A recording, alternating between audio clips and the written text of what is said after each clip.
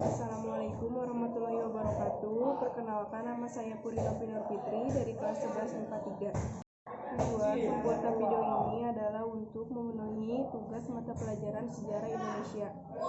Di sini saya akan menjelaskan tentang organisasi pergerakan nasional di Indonesia. Organisasi pergerakan nasional adalah sebuah organisasi yang dilakukan oleh masyarakat Indonesia yang memiliki tujuan organisasi untuk memperbaiki nasib keadaan rakyat Indonesia yang sama-sama ingin memperoleh kemerdekaan nasional. Tujuan organisasi pergerakan nasional adalah mencapai kemerdekaan bangsa Indonesia yang bebas dari belenggu penjajahan dan pihak kolonial asing yang sangat merugikan bangsa. Faktor penyebab munculnya pergerakan nasional di Indonesia ada dua, yaitu yang pertama, faktor internal, dan yang kedua, faktor eksternal. Faktor internal atau faktor dalam negeri yaitu yang pertama, adanya rasa kesadaran nasional dan harga diri menyebabkan kehendak untuk memiliki tanah air serta hak menentukan nasib sendiri. Kedua, adanya rasa kesadaran dan kesengsaraan akibat imperialisme. Yang ketiga, munculnya golongan terpelajar atau cendekiawan. Yang keempat, kemajuan di bidang politik, sosial ekonomi, dan kebudayaan.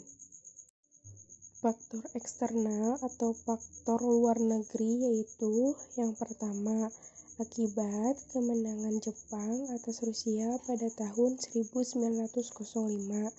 Yang kedua, adapun kebangkitan nasional negara-negara tetangga seperti India, Filipina, Cina, dan Turki atas penjajahan mereka. Yang ketiga, mulai masuknya paham-paham baru seperti nasionalisme dan demokrasi dari luar negara Indonesia.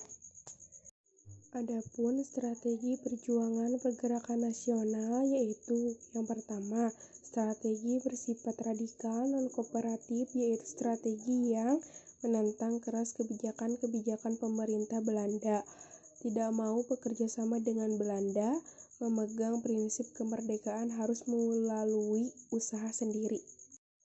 Contoh organisasi pergerakan nasional bersifat radikal non-kooperatif adalah yang pertama, Indech Partij didirikan di Bandung pada tanggal 25 Desember 1912. Pendirinya yaitu Douwe Dekker dan Verdirjo Satyobudi, Dr. Cipto Mangunkusumo, dan Ki Hajar Dewantara atau yang sering disebut Tiga Serangkai. Yang kedua, Partai Komunis Indonesia. Ketua partai ini adalah Semaun dan Darsono sebagai wakil ketua. Yang ketiga, Perhimpunan Indonesia. Perhimpunan Indonesia didirikan oleh mahasiswa Indonesia yang belajar di Belanda pada tahun 1908. Tokoh-tokoh PI di antaranya Muhammad Hatta, Nasir Pamuntjak, Abdul Majid, Djojonegoro, dan Ali Sastro Amijoyo. Yang keempat, Partai Nasional Indonesia (PNI). Ketua dan PNI adalah Insinyur Soekarno, didirikan di Bandung pada 4 Juli 1927. Yang kelima, Partai Indonesia Partindo, berdiri pada tanggal 30 April 1931 dan ketuanya adalah Mr. Sartono. Yang keenam, Partai Nasional Indonesia (PNI Baru). Partai ini didirikan oleh Sultan Syahrir dan Mohatta. Didirikan pada tanggal 25 sampai 27 Desember 1931 di Yogyakarta. 2. Strategi bersifat moderat kooperatif, yaitu strategi yang bekerja sama dengan Belanda untuk menghindari kekerasan biasanya bersifat lunak kepada pemerintah kolonial Belanda. Contoh organisasi pergerakan nasional berkat moderat kooperatif. A. Budi Utomo dipelopori oleh Dr. Sutomo dan Dri Wahidin Sudirohusodo, didirikan di Jakarta 20 Mei 1908 oleh mahasiswa Utopia. B.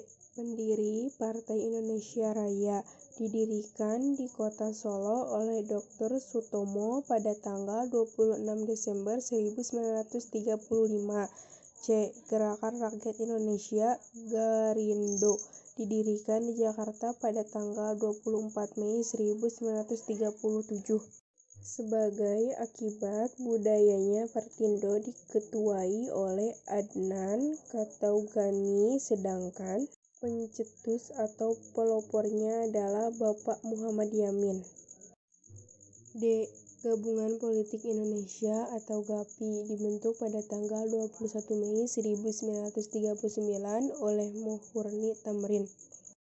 Adapun persamaan strategi pergerakan yang radikal dan moderat adalah masa-masa berjuang untuk memerdekakan Indonesia secara nasional, berjuang melalui organisasi modern, dipimpin oleh tokoh agama, kaum terpelajar, kaum pemuda, maupun kaum masyarakat. Perbedaan strategi pergerakan yang radikal dan moderat adalah dari segi cara dan taktik yang dipilih.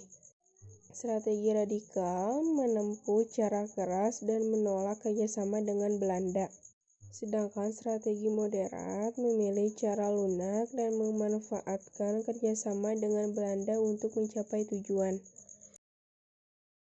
Mungkin itu saja yang bisa saya sampaikan. Mohon maaf bila ada salah kata. Wassalamualaikum warahmatullahi wabarakatuh.